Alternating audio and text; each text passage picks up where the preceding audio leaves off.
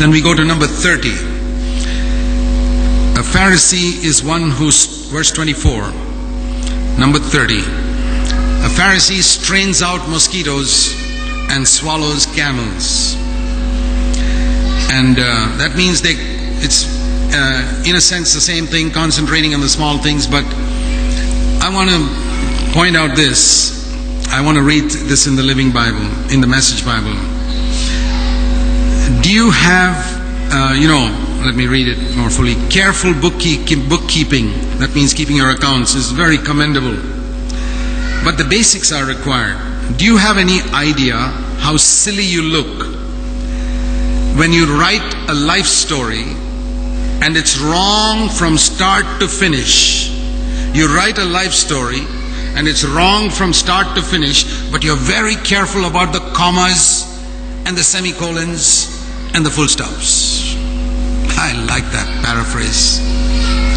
We've had there's some people here who used to conduct these Bible memory contests, and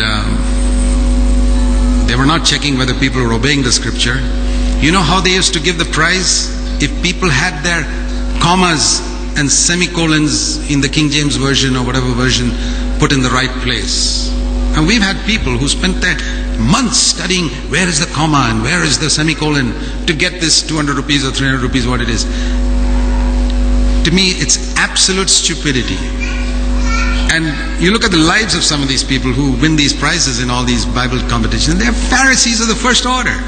Absolute Pharisees from top to bottom, who the whole bridal dress is dirty, but they got their commas and semicolons in the right place.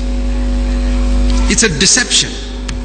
It's a fantastic deception to have the commas and the semicolons in the right place and the whole story is wrong.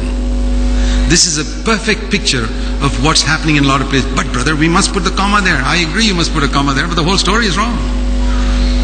There's no love in your heart. So let's be careful about that.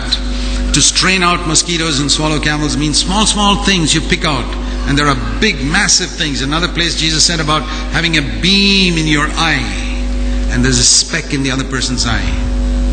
Do you think, let me ask you a question. All the intelligent people here.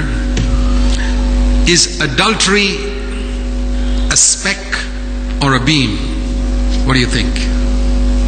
Adultery. I'm not talking about small little sins like telling a small lie. Adultery. Is it a speck or is it a beam? You know because I'm trying to catch you, so you know the answer. It all depends on how it's a relative thing. Is this pulpit big or small? You're clever, you'll say it's relative. It's compared to a skyscraper.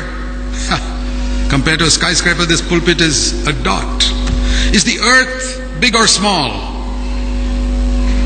Relative. Compared to the universe, a grain of sand, a speck. It's relative. Adultery is a speck compared to the sin of judging other people.